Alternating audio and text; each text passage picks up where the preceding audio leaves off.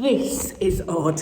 In my many years of house sitting, this is the first time house sitting in a completely empty house. As you can hear, it's quite echoey. I'll explain why, but this is going to be really, really useful.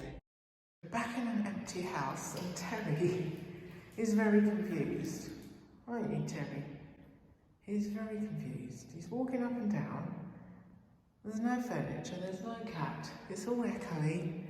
Hey Terry, what's going on? What's going on? So we're house sitting a completely empty house. This is a first. So we had to cut our trip to France slightly short. We had to come back a few days earlier than expected. So we knew this house here that we was house sitting had been sold. My stuff was still here because I'd been here for 9 months. So I had to get everything out, downsize and declutter again.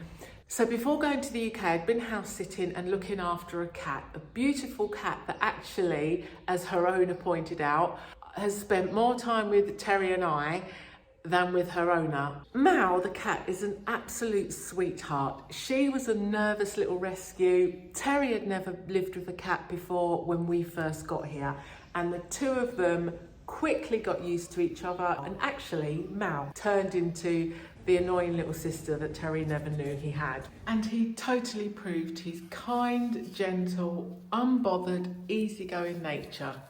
And generally, Terry's been an absolute star. He's had the adventure of going to the UK, going on a ferry, staying in the car for 4 hours, then coming back to France, staying in different Airbnbs, staying in hotels on the drive, and he has been an absolute trooper. In fact, he absolutely loves the car now. I think he thinks home is the car. I got home ages ago, but Terry would rather stay in the car. Are you sleeping in there tonight, Terry?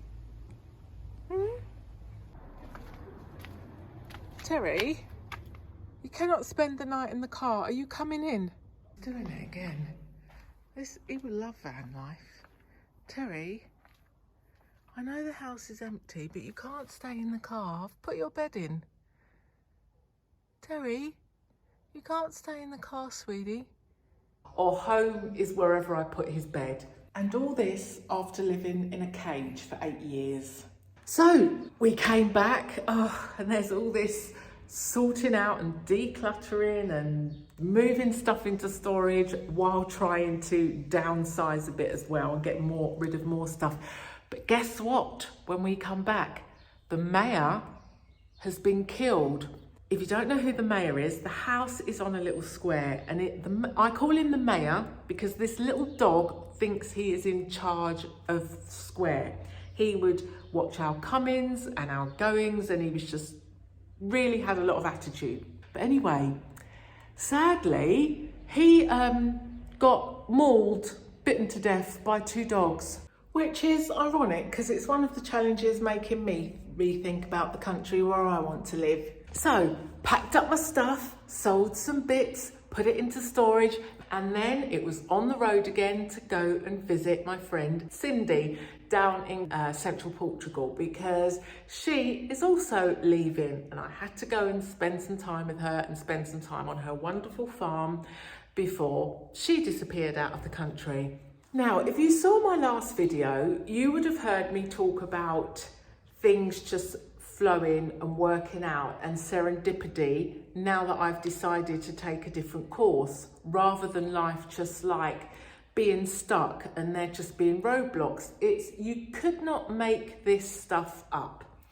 So I'm at Cindy's and I thought, so a friend of mine had said I could stay in her little studio apartment for a month before she's got people coming to stay in it. So I had a month, and it's in the same place where my stuff is stored, and it's not far from here, so it's really handy. It's so nice to have such a support network and kind, lovely, helpful people around. But when I was down on the farm, I started to get jittery and thinking, a month is going to go by really quick, and I wanted to buy a van and prep it. And I just thought, I'm not really going to get that done in a month. And I'm going to be right back in the situation that I was in before, in fact worse, because before I was looking for somewhere to rent and it's just no pets, no pets, no pets. Now I need somewhere to stay, but I don't want to rent anywhere now because I'm going back to France to explore. There's no point in getting somewhere to rent, pay in, and just not being there. So I thought, but I was getting a bit nervous because I thought, oh, a month's going to go past really quickly. I've got stuff to do to sort out, so I need to be here. So I thought, let me just find an Airbnb. Airbnbs in Portugal are just something else, compared to when you put a search in France or Spain. Night and day. Anyway, I quickly closed the laptop because I just couldn't even cope with what the results that were coming up and the prices. So anyway, I thought, oh, tomorrow's problem, I'll come back to that. Well, then I get a message, and the new owner that has purchased the house asked, she knew that I was here house sitting because I was here when she came viewing, asked if I would be interested in house sitting for her because she can't move in till September. So I thought I was leaving this house forever, and now I'm back. And it's just amazing how these changes and transitions just open up different opportunities. It's just, I like I said, you can hear I'm quite speechless. You just could not make it up from thinking, I really need to think about what's going to happen in a month's time, and opportunities just falling right into place. So here we are. So with this new, very timely 5-month house sit, it's made me think how house sitting has actually really shaped my time here in Portugal.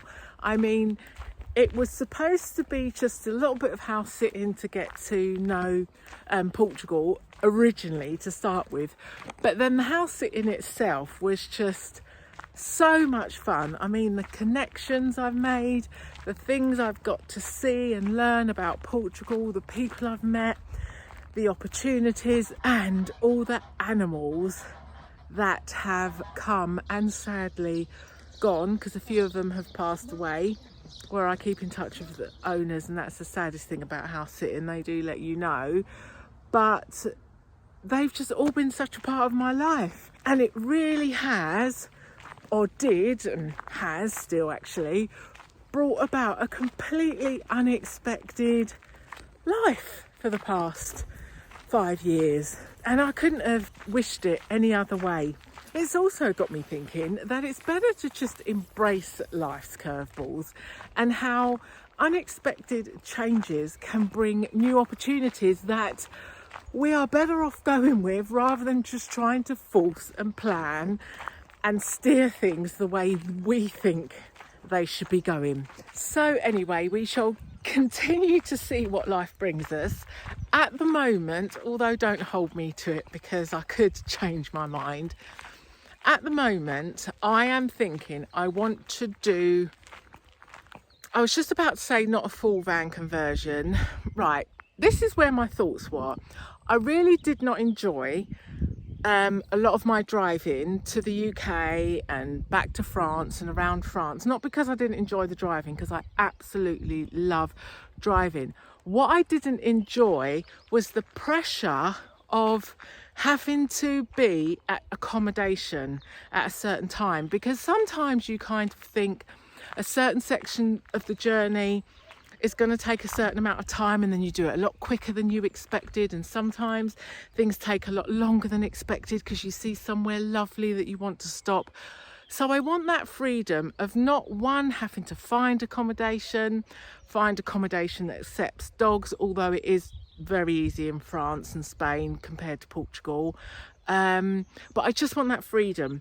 So at first, because here in Portugal you can't just convert a van, you have to get a project and you have to get plans drawn up, and then you have to convert it to match the plans, blah de blah. But so I thought, if I just get a van, just insulate it, and then I can put things in temporarily. Bed, you know, I practically can do everything in my car apart from sleep anyway. So that was my first thought.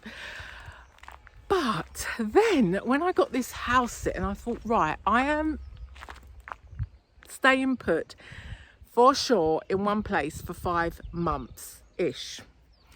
And although I'm not, I do have a trip planned in the middle of that.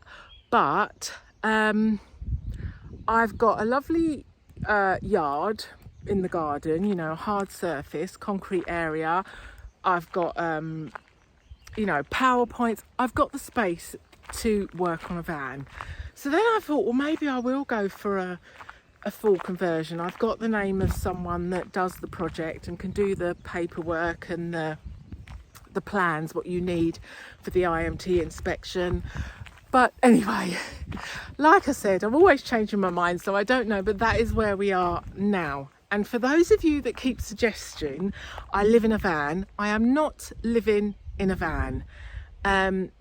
I couldn't, even if I wanted to. It is not practical.